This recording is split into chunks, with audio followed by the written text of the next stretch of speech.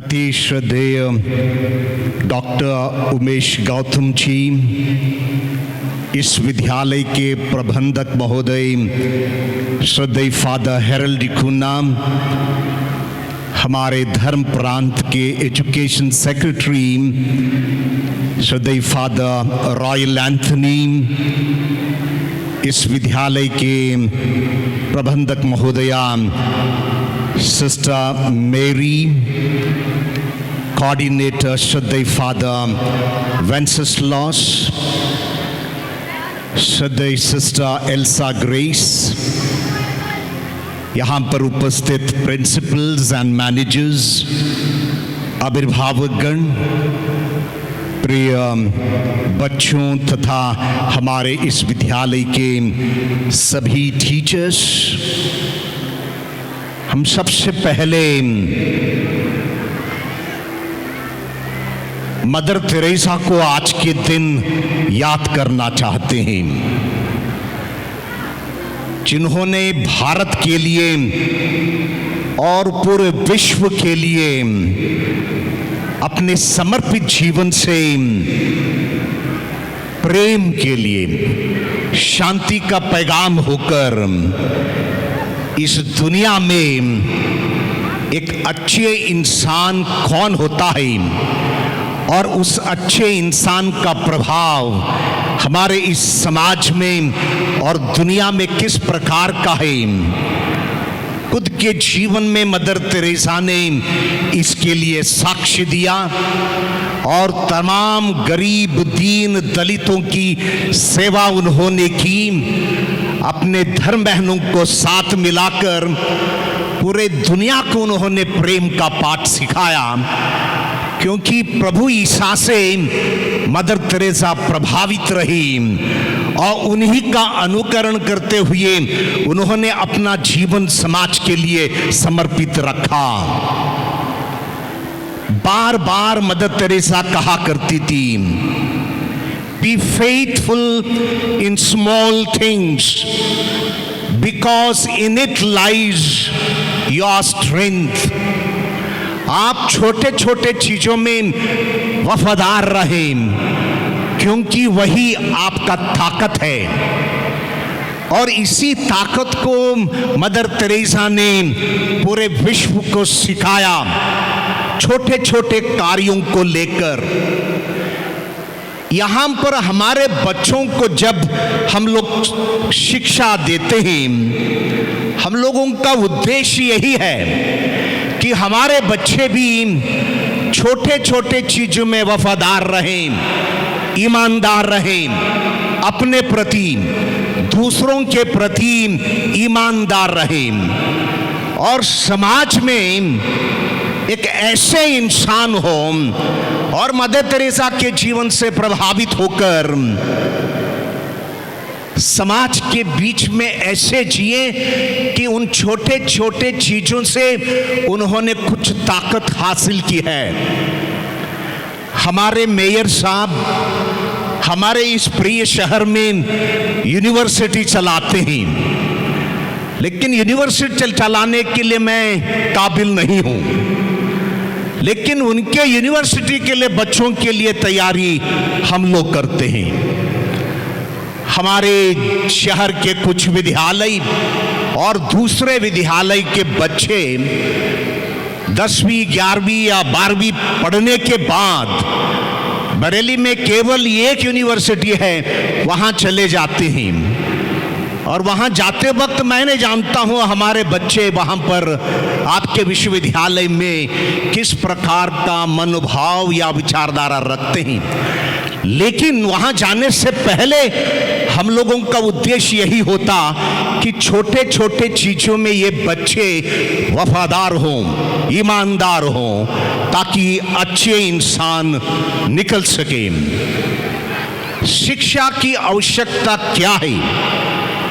शिक्षा और मेहनत एक ऐसे सुनहरी चीजें हैं, ये छावियां हैं, ये जो कि बंद भाग्य को खोल देते।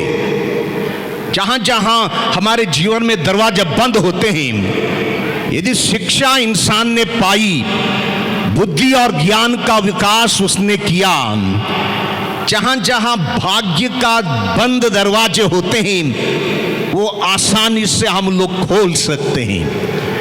हमारा बच्चों का मार्गदर्शन यही है, भविष्य में यूनिवर्सिटी में पढ़े या बड़े व्यक्ति बन जाए समाज में, लेकिन जब भाग्य साथ में नहीं देता, भाग्य का दरवाजा जब बंद रहता है, हमारे बच्चे अपने जीवन के ताकत के शक्ति के साथ इसे खोल सकें।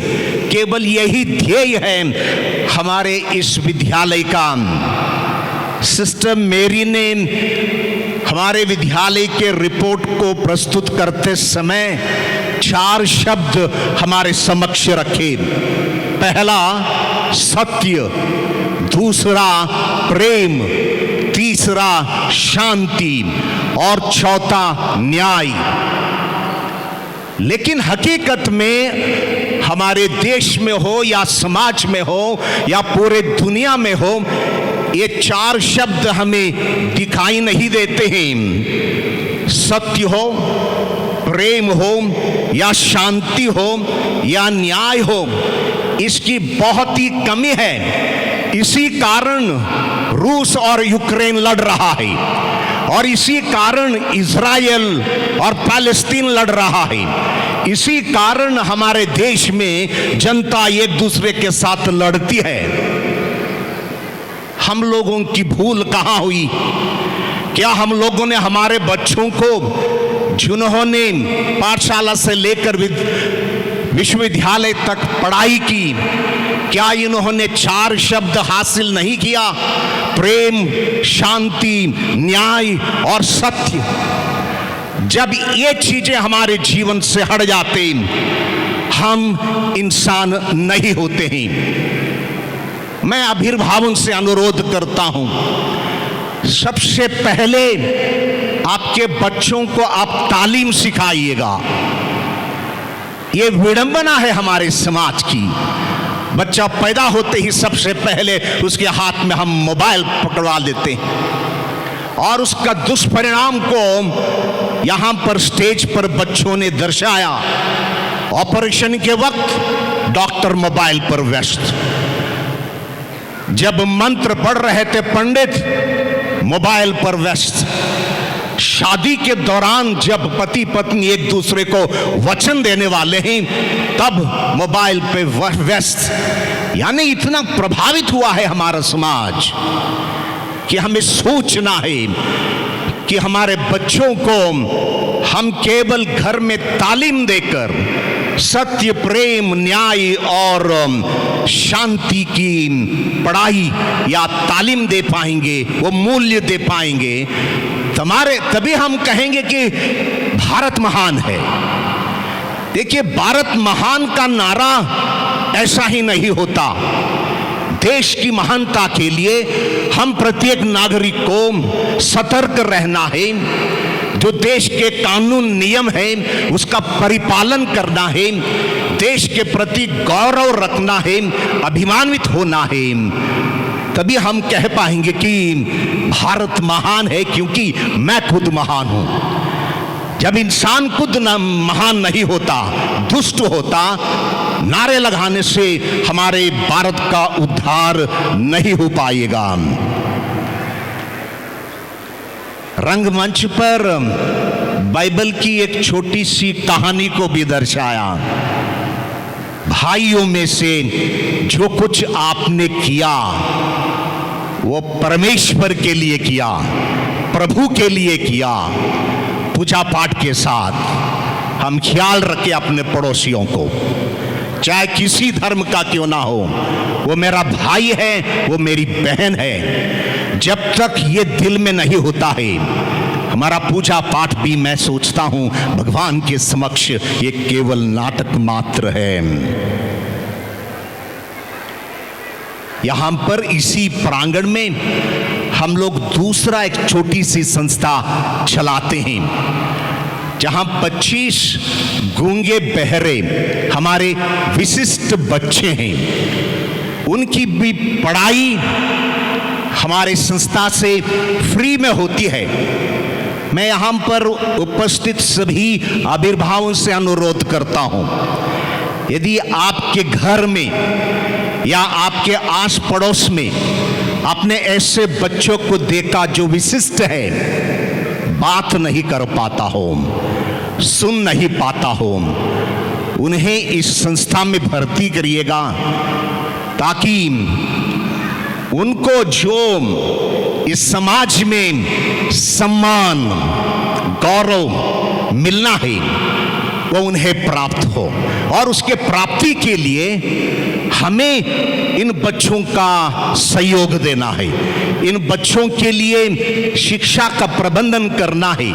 और ये शिक्षा हमारी संस्था फ्री में दे रही है, आप इसका फायदा उठाने का कष्ट करें। बच्चों ने जितने भी प्रस्तुतियां यहाँ दर्शाए हैं, मैं उनके लिए कंग्रेचुलेशन कहता हूँ, धन्यवाद भी देता हूँ उनके प्रयास के लिए। और स्कूल का प्रबंधन, father Harold, sister Mary, father Wenceslaus, सारे टीचर्स जिन्होंने इन बच्चों को अब तक की तैयारी की, ये केवल हमारे मनोरंजन के लिए नहीं है। यहाँ से जब कार लौटते हैं हम लोग, हमारे दिल में कुछ संदेश, एक संदेश हमारे जीवन के लिए जो बच्चे यहाँ देना चाहते हैं, उसको ले चलें। मैं आभार प्रकट करना चाहूँगा हमारे मेयर साहब को, आपने बहुमूल्य समय हमारे इन बच्चों के लिए, विद्यालय के लिए दिया। मैं जानता हूँ कि आप बहुत बहुत व्यस्त रहते हैं हमारे शहर को लेकर, शहर के प्रगति को लेकर। जब प्रगति शब्द हमने इस्तेमाल किया, मुझे याद आया कि सामने का रास्ता जो है हमेशा थोड़ा खराब रहता है, विशेष रूप से बारिश के दौरान बच्चों को स्कूल में आने का बहुत ही कठिनाई महसूस करते। मैं आपसे यहाँ मन से अनुरोध करता हूँ, हो सके तो इस रास्ते को ठीक करने का कष्ट करें। हम लोग जोरदार तालियों से मेयर को धन्यवाद देंगे। Thank you sir and God bless you. और आप सबों को मैं ईश्वर से दुआ करूंगा कि हम सत्य, प्रेम, शांति, न्याय के संदेहवाहक बने और हमारे बरेली शहर को वो रोशनी दे जो इंसानियत के रूप में इस शहर चाहता है। आप सबको धन्यवाद। जय भारत।